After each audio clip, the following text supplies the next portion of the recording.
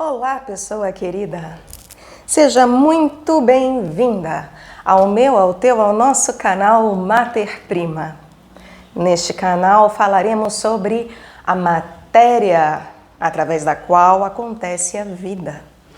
Aqui falaremos sobre o feminino e trataremos dele. Um canal feito principalmente para as mulheres, um canal feito principalmente para os homens, porque é claro, todos nós devemos compreender o feminino, em todos nós, né? Há a manifestação e habitação do feminino, todos nós nos manifestamos, nascemos através do feminino, então é um canal para todos, para todas as pessoas que estão aqui nesta vida. Então, mais uma vez, seja muito bem-vinda, pessoa. Como dito, falaremos sobre o feminino e nesse nosso primeiro caminhar. Aliás, eu me chamo Letícia Conde. E eu tenho um canal de livros, onde eu gravo livros, o Le Conde, e muitas vezes caminharemos junto das leituras que são feitas lá. Deixo como recomendação irem até o canal Le Conde e lá se aprofundarem também nos livros que falam sobre o feminino. Tem um livro que eu estou ainda na leitura dele, né, na publicação dele, que se chama Deusas, do Joseph Campbell. É um livro que usaremos ainda hoje para essa nossa pequena caminhada, essa rápida corrida. E também eu tenho um canal particular, outro, né, onde eu falo de espiritualidade. Quem tenha interesse em aprofundar em caminhadas de mais de hora, 2, 3, para quem tem fôlego, e queira justamente aprofundar as questões do espírito, e não só do feminino, eu recomendo que vá ao canal Letícia Conde. Deixarei tudo aqui no descritivo e basta procurar. Caso tenha alguma dúvida, basta comentar. Então, por favor, curtam, compartilhem, comentem, inscrevam-se no canal para que ele possa crescer, se desenvolver, né? Para que possamos verdadeiramente fazer a nossa parte. Eu estou tentando fazer a minha. Se consigo, só Deus sabe. Meus caros, minhas caras pessoinhas, comecemos então, já que este é um canal que se propõe a falar do feminino, a fazer uma pequena corrida em relação ao feminino. Vejamos o que é o feminino, não é verdade? A palavra feminino vem de fêmea, sendo que se nós buscamos etimologicamente o histórico da etimologia desta palavra, o histórico etimológico da palavra fêmea, nos aparecem três possibilidades que foram aí tateadas no decorrer da nossa materialidade, da nossa manifestação aqui, que é Thomas Mann, por exemplo, né? Ele coloca, foi um escritor, e ele nos colocou que fêmea vem de feminos ou feminos, que é uma fé menor, ou mesmo aquela que é desprovida de fé, há quem diga. Então, em suma, num resumo mais assertivo, uma fé menor. Também o fêmea, a palavra fêmea, e mesmo a palavra feminino, vem de femela, de femina, que significa mulher ou jovem do sexo feminino. Ou ainda encontrei que pode ter vindo do verbo fevo, que significa fecunda.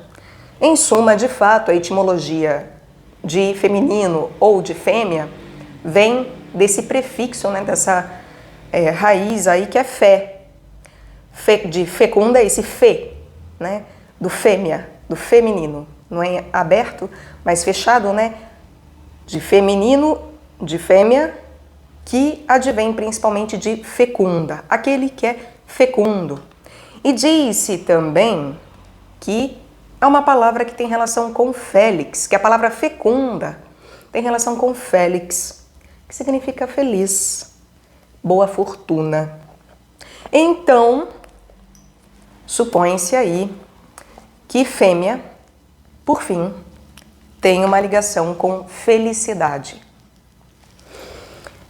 É claro que se nós olhamos para um lado negativo, com pessimismo em relação ao que foi colocado, mesmo por Thomas, né, o escritor que falou, comparou o feminino, fez aí uma brincadeira de feminos, que é uma fé menor, nós podemos ver, se tivermos um olhar pessimista, que isso é um menosprezo ou uma diminuição da mulher.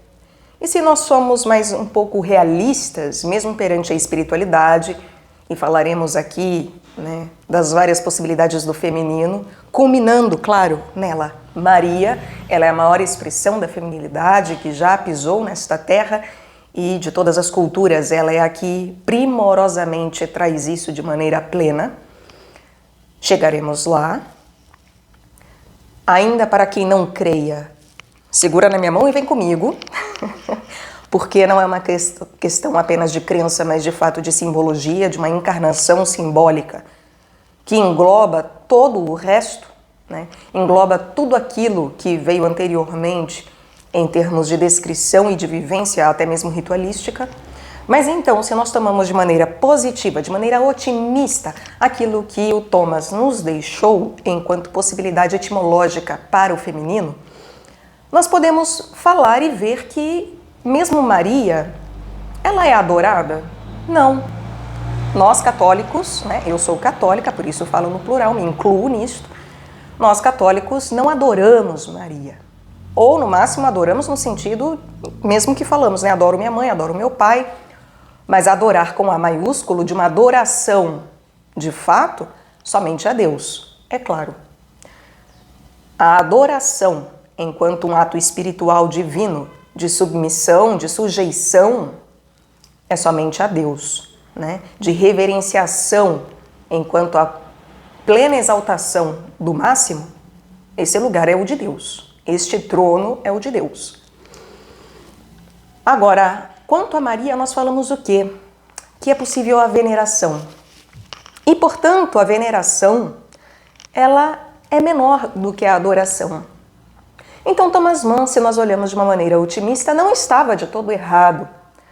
Ele, não sei o que ele exatamente quis dizer com isso em sua obra, não sei onde ele colocou, apenas li que este tipo de interpretação foi por ele nos legada, né? Ele que nos legou isso, mas se nós de fato temos um olhar otimista e, inclusive deslocado da sua própria obra, podemos dizer que, pegar isso emprestado e dizer que de fato, o feminino, né, ele comporta uma fé menor. Não porque tenhamos fé em Maria, não porque tenhamos fé no feminino, mas porque aquilo que convém à fé, aquilo que advém da fé em termos de toda uma premissa e ritualística de preparo para o rito, de uma caracterização de uma fé grandiosa, vem pelas mãos do feminino. É o feminino que nos cuida e nos prepara para aquilo que virá de grandioso, de uma fé verdadeiramente maior. Então poderíamos colocar que o feminino, sim, ele tem uma ligação com uma fé menor. Não porque tenhamos propriamente fé no feminino, mas porque caracteriza um passo menor da nossa própria fé. Um primeiro passo, como um bebê que está sob os cuidados da mãe, como um bebê que precisa da mãe para crescer de maneira adequada, crescer de maneira saudável e ter da sua educação, ter do seu parâmetro para aos poucos sair do colo e pôr os pés no chão, passar para um lado mais adulto e sério da vida, ou mesmo para um lado depois adolescente, rebelde em relação à vida, mas que de toda forma é feito para que cada vez mais nos tornemos maiores do que antes, né? Mais maduros do que antes, até alcançarmos de fato essa fé maior, essa fé que vem realmente não pelo feminino, mas por um masculino que representa o espírito. É claro que temos que entrar aí numa seara de uma distinção desde o começo, em que compreendamos e tenhamos claro que a dualidade é apenas uma questão metodológica nossa. Ela serve... Ah, minha gata, desça daí, Eva, desça daí. Ela podia cair. A caixa, enfim, subiu na caixa, minha caixa está apoiada no meu baú, pronta para cair, e ela junto. Eva em sua queda. Eu adotei a minha gatinha Eva por conta de uma queda. Ela caiu do telhado, de fato, no cano da calha. Não foi por isso que eu a nomeei Eva, foi por conta de uma novela mexicana, que originalmente é colombiana, mas tudo está interligado. Convenientemente, ela de fato passou por uma queda. Né, minha menina? Voltando ao feminino, que tem relação com Eva também, começa em Eva e termina em Maria, passando também por todo o nosso processo de conhecimento de todas as deusas e todos os ritos do feminino, culturais que ainda em muita instância permanecem no mundo, né, de maneira palpável, de maneira a serem muitas vezes até praticados. Então, quando falamos do feminino, podemos observar que a dualidade a que vivemos, ela comporta o feminino e masculino enquanto uma representação daquilo que é matéria e daquilo que é espírito. E por isso que quando falamos da mater-prima, né, da matéria-prima, falamos do feminino. E quando falamos do espírito, falamos do masculino. Em verdade, Deus, que é puro espírito, ele não é masculino e nem feminino puramente. Ele está acima da dualidade. Ele é a própria unidade e, portanto, está para além do gênero. O gênero é uma lei para a manifestação das coisas, assim como a física contém leis para a manifestação da matéria, na qual nos encontramos manifestados junto dela. Deus não precisa das suas leis para manifestar-se a si mesmo, né? Ele só é. Agora, para ele fazer-se conhecer e nós, criaturas, termos a oportunidade de fato conhecê-lo, então aí sim ele submete-se às suas próprias leis, submete-se a uma manifestação que também obedece às leis, e por isso o próprio Cristo fala, não vim revogar as leis, né? Mas dar ainda maior autoridade a elas, fazer com que elas aconteçam de maneira plena, né? Para que tenhamos consciência. Nós vamos ver aos poucos que essa caminhada religiosa que fazemos, desde Oriente até Ocidente, Oriente no sentido de desde as culturas orientais primeiras, né? As primeiras, lá dos nossos antepassados, até hoje em dia no Ocidente, que é o que há de mais atual em termos do cristianismo e principalmente catolicismo, que é o ápice. Então nós veremos que toda essa caminhada de Oriente a Ocidente, ela ocorre de tal forma a irmos ganhando ciência e depois consciência do que acontece na nossa vida, da vida que aqui levamos e temos.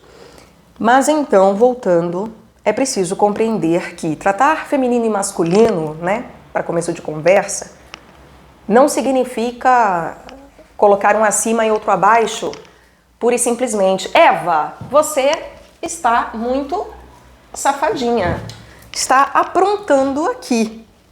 Me perdoem aqui a intromissão desta gatinha.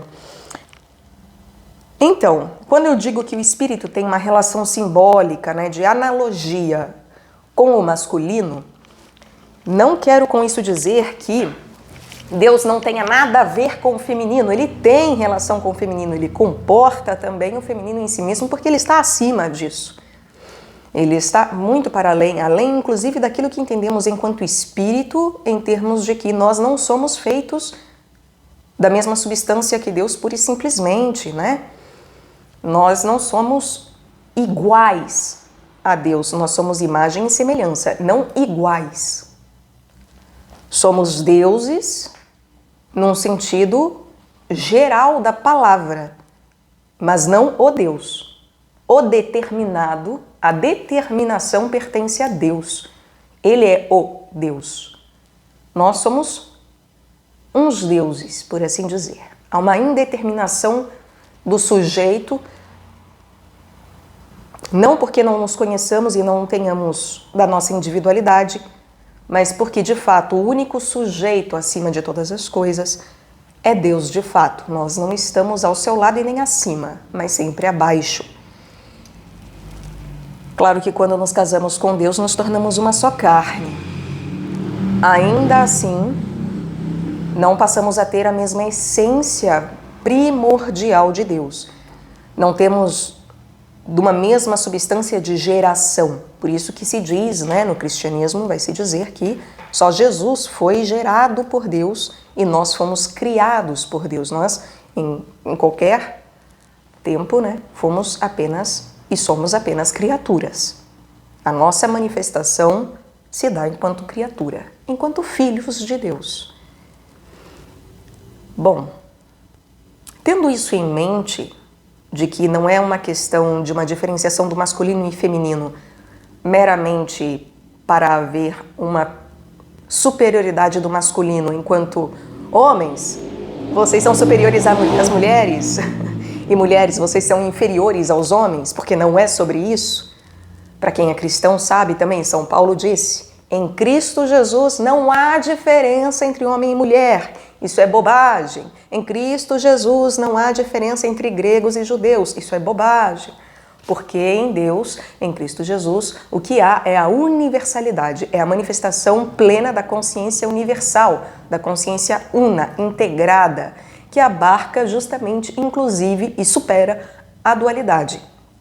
Por isso que é preciso passar pelo casamento de uma só carne. Casamento esse que não se dá apenas numa exterioridade, mas também numa interioridade. E por isso que aqui é para homens e mulheres, sim.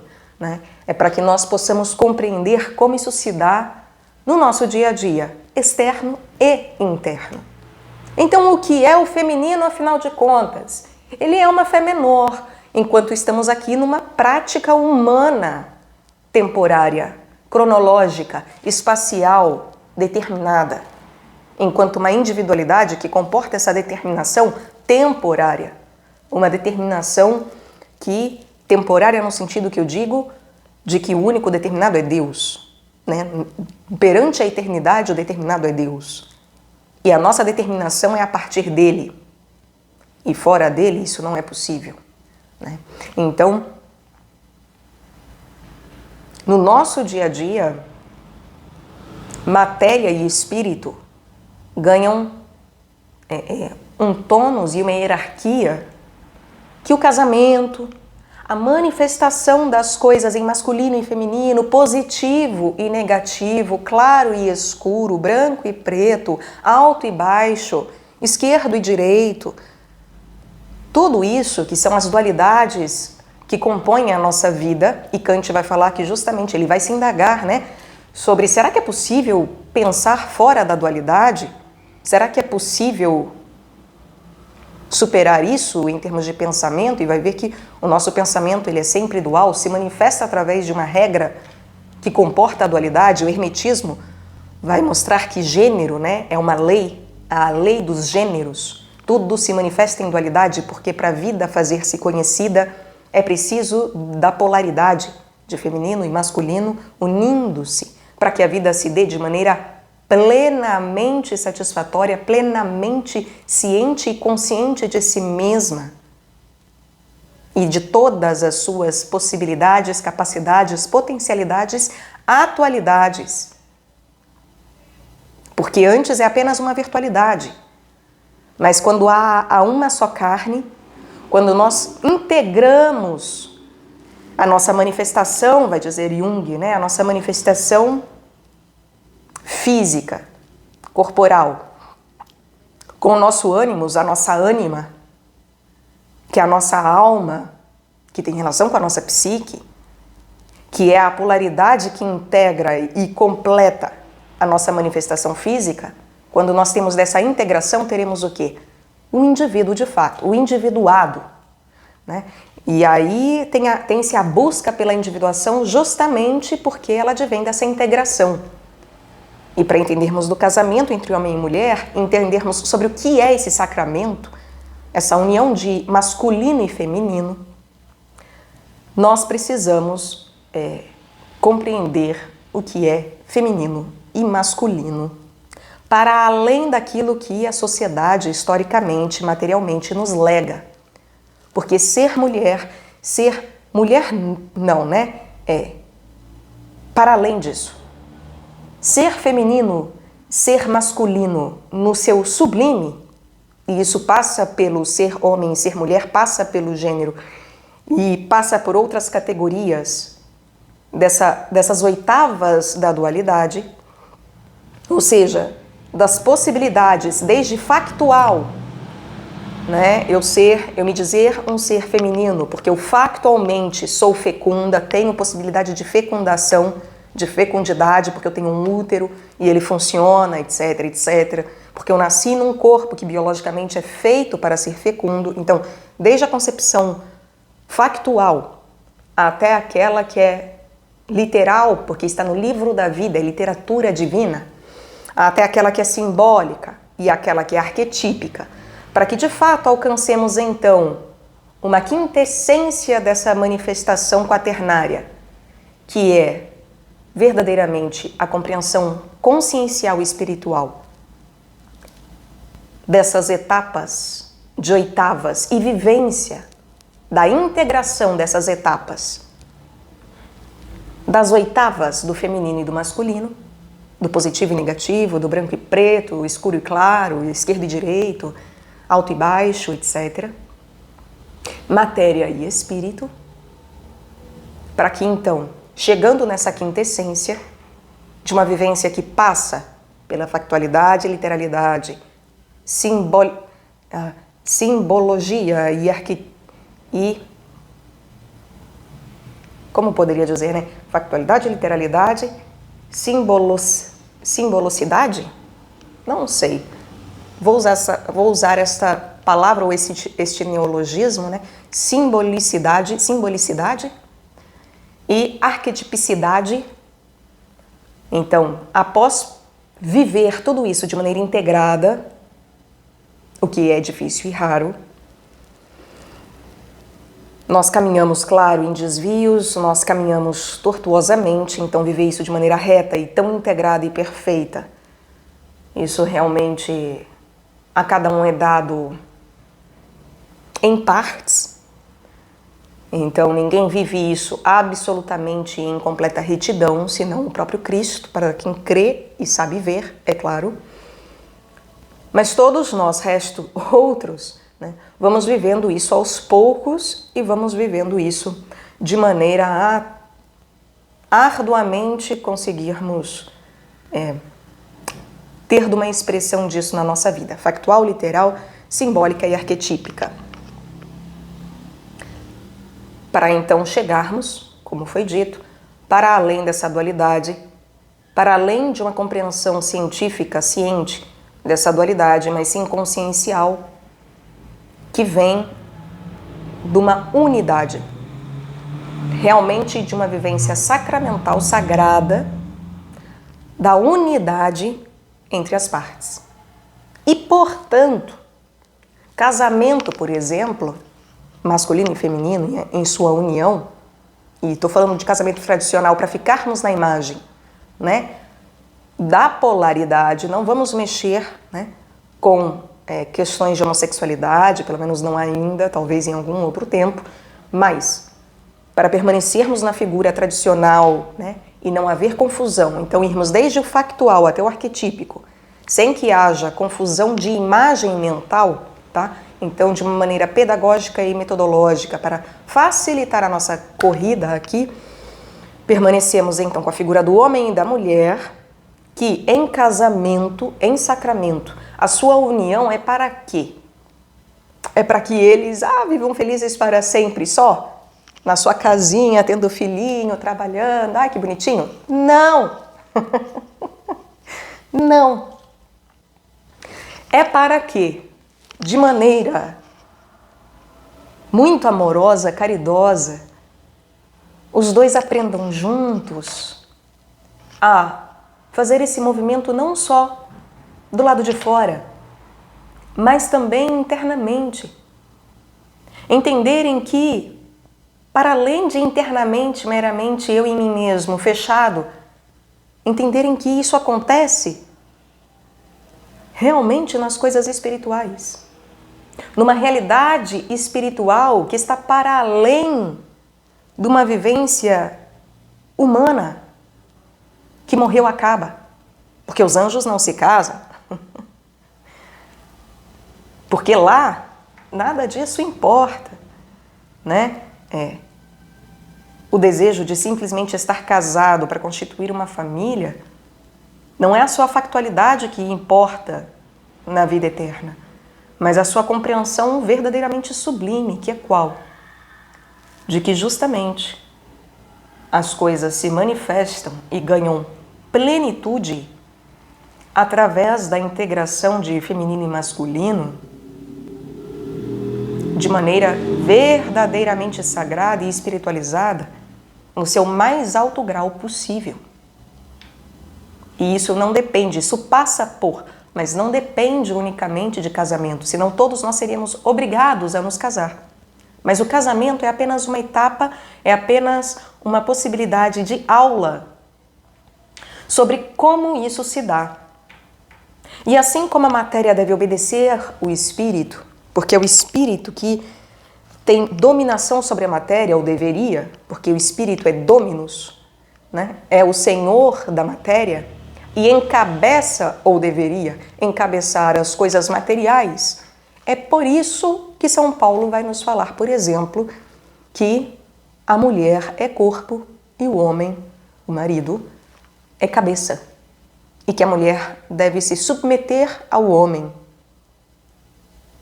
Hoje em dia está tendo uma horrenda e cruel, porque é muito cruel, é perverso, tá, gente? É perverso.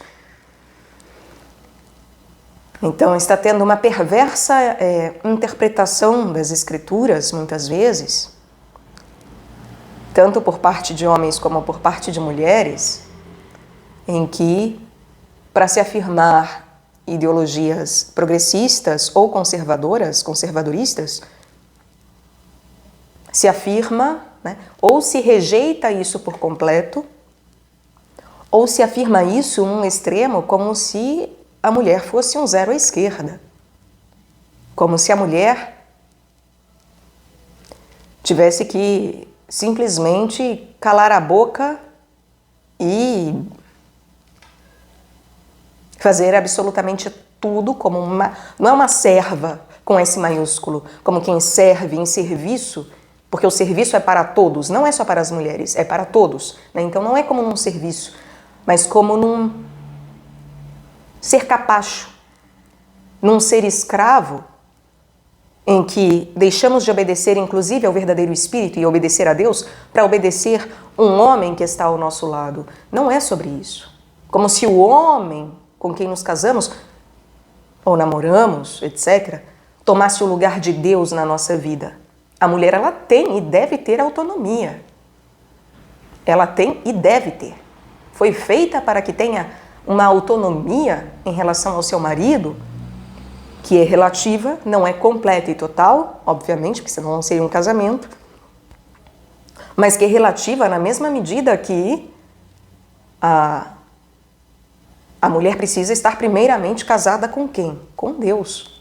E entender que o seu verdadeiro masculino não é o homem que em sua casa habita, mas é verdadeiramente Deus. E que se, portanto, o seu homem dá uma ordem que vai contra aquilo que Deus ordenou a ela, horas, ela precisa ter da malícia, né? Precisa ter da coragem de dizer não.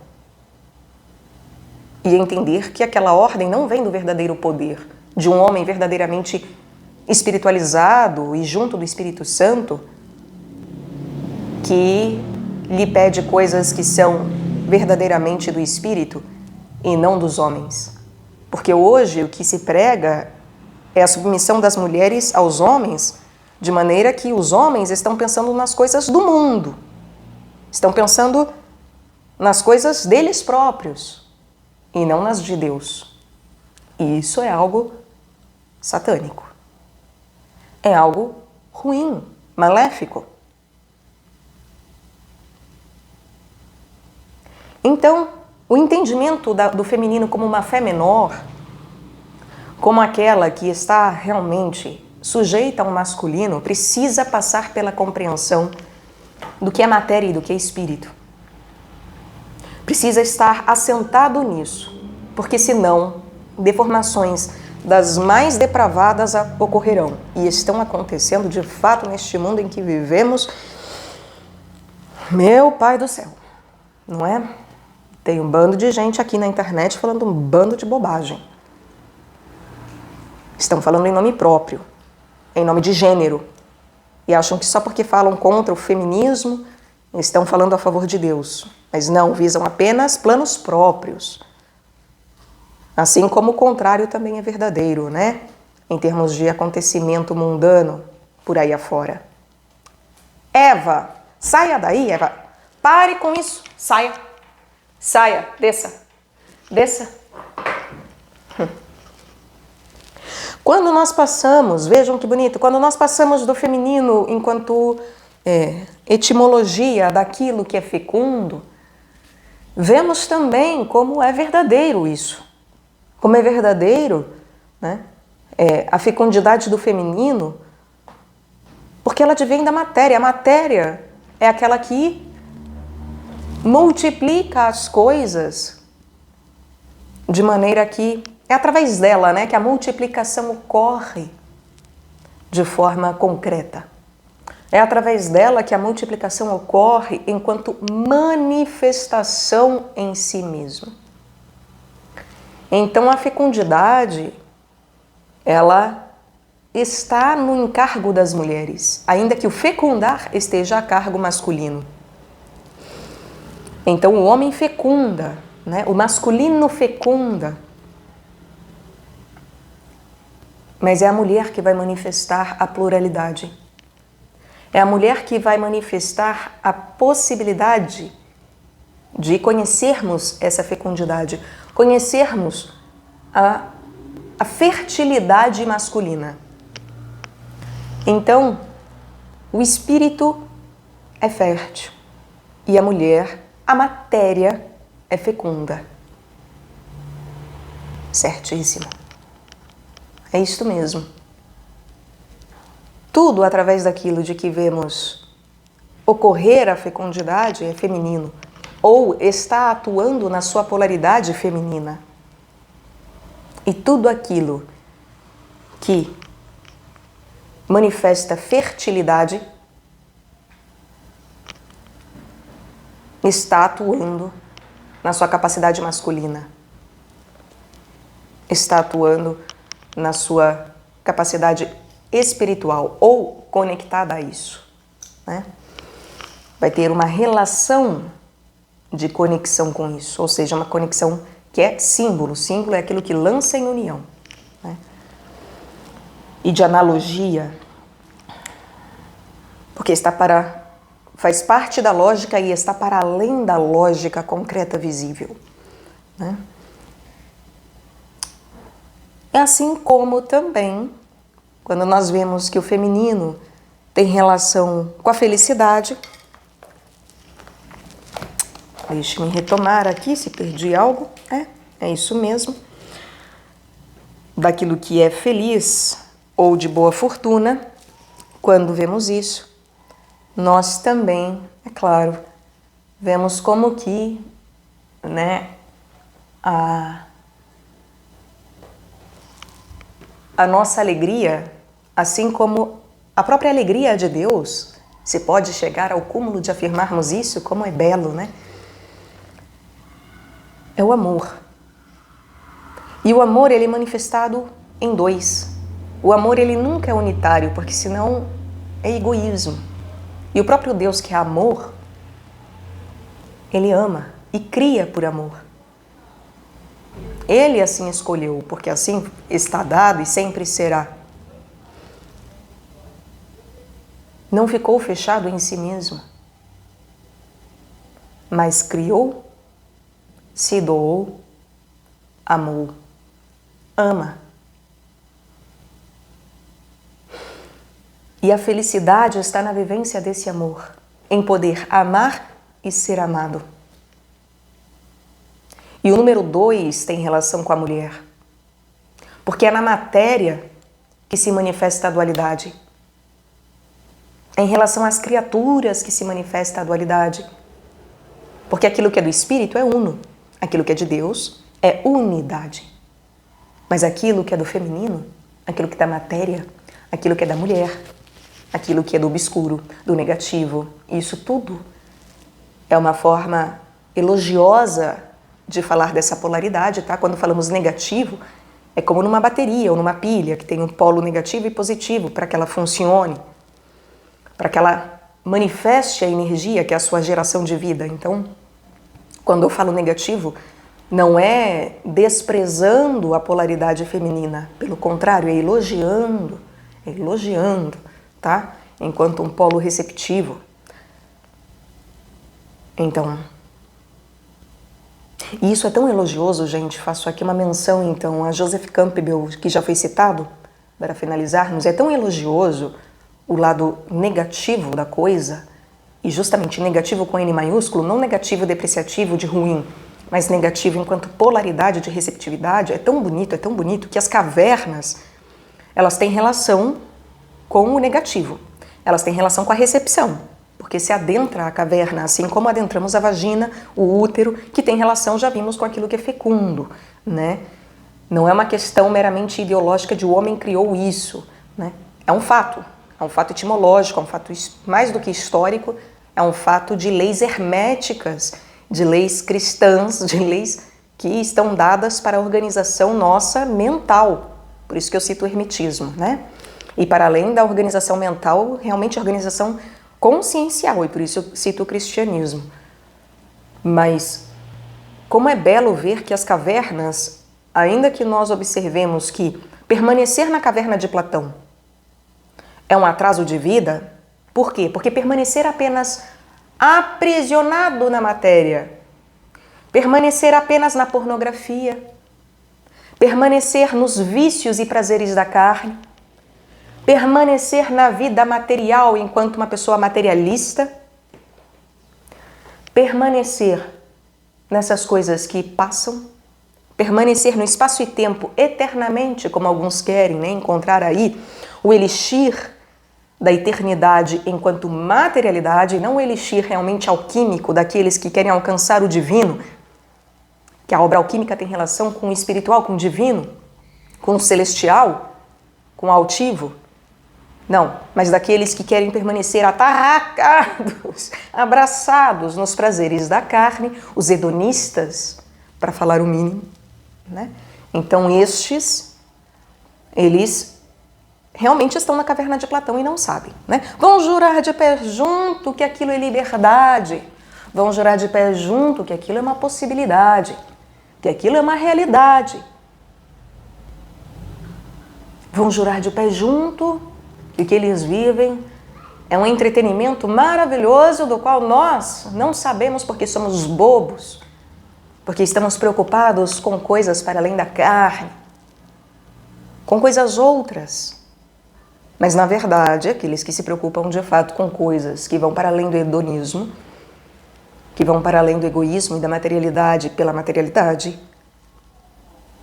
estes são aqueles que saem da caverna de Platão e que apanham depois quando voltam, é claro. E muitas são as armadilhas para quem volta. Porque quem sai da caverna não quer voltar a morar na caverna e ficar lá.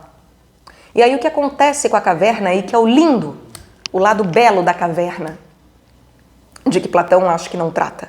Qual é o lado bonito da caverna e da vivência na caverna? É o lado que Joseph Campbell nos apresenta dos nossos antepassados. Porque a caverna, então, tem relação com o feminino, certo? E eram nas cavernas que aconteciam os ritos.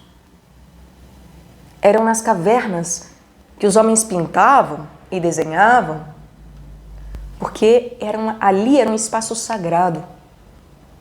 Por isso que nós dizemos que fomos homens das cavernas, não porque morássemos de fato em cavernas, mas porque ali era a nossa casa temporária. Era o nosso lar temporário, porque onde ocorre o rito, ali é a casa onde encontramos uma ponte com o divino. Porque o ritual nos conecta. E o ritual está sempre dentro de uma religião, porque a religião é a religação. E por isso que quando nós temos de rituais, existem rituais que são mundanos, mas os verdadeiros são aqueles que nos conectam de fato com o sublime. E isso é necessariamente religião. Essa é a oitava mais alta da vivência de um ritual, é através da religiosidade, né? E dos rituais, é claro, corretos, dos rituais apropriados, daqueles que convêm a cada passo. Que convém, inclusive, não só ao meu tempo e espaço, mas em especial e sobretudo àquilo de que necessita o meu espírito, que é o masculino. E por isso que o ritual não é visando o que me agrada, o que conforta o meu feminino, mas sim aquilo que de fato é receptivo ao meu masculino. Porque ali, quando eu estou dentro da caverna, quando eu estou na igreja, quando eu estou no ritual, quando eu estou no local de ritualística, é o meu masculino que é acionado. Então, olhem que lindo o lado negativo, olhem que lindo o lado cavernoso. Não é apenas prisão. Quando nós sabemos adentrar e viver de fato aquilo que deve ser vivido na caverna, nós vemos que ali é onde o meu masculino se manifesta de tal forma que ele faz-se conhecido. De tal forma que ali eu conheço a mim mesmo e a Deus verdadeiramente. Para além de uma matéria, mas sim em espírito. Masculino esse que tem relação com o espírito. Mas é o feminino que me possibilita isso. Assim como para nós nos conhecermos, termos noção de individuação, de evolução, de capacidade, de apreensão, de plenitude dos tempos, para que os rituais se deem, para que tudo seja vivido de maneira que convém, porque essas coisas me foram dadas para que eu seja dominus em relação a elas, ou seja, para que eu as domine, para que eu seja o seu senhor destas coisas todas. Então, quando eu vejo isso e quando eu vivo isso, aí de fato eu vejo que eu preciso do feminino. Porque o masculino dá-se a conhecer através do feminino. E sem o feminino, não é possível conhecer plenamente o masculino. Assim como a própria manifestação do Deus encarnado foi a plenitude dos tempos e a plenitude da manifestação do próprio Deus perante todas as criaturas criadas. O feminino dá acabamento à sua obra, de tal maneira que o espírito, finalmente, dá-se a conhecer de maneira universal, de maneira inegável. Então, meus caros, se você quer continuar entendendo, se quer continuar, querida pessoa, correndo aqui comigo em direção às coisas espirituais e carnais e materiais, porque quer adorar o espírito e venerar a matéria, se você está preparado para isso, então sigamos. Muito obrigada por acompanhar os meus passos até aqui, por me ouvir e continuamos, se Deus assim quiser. É claro. Até, meus caros.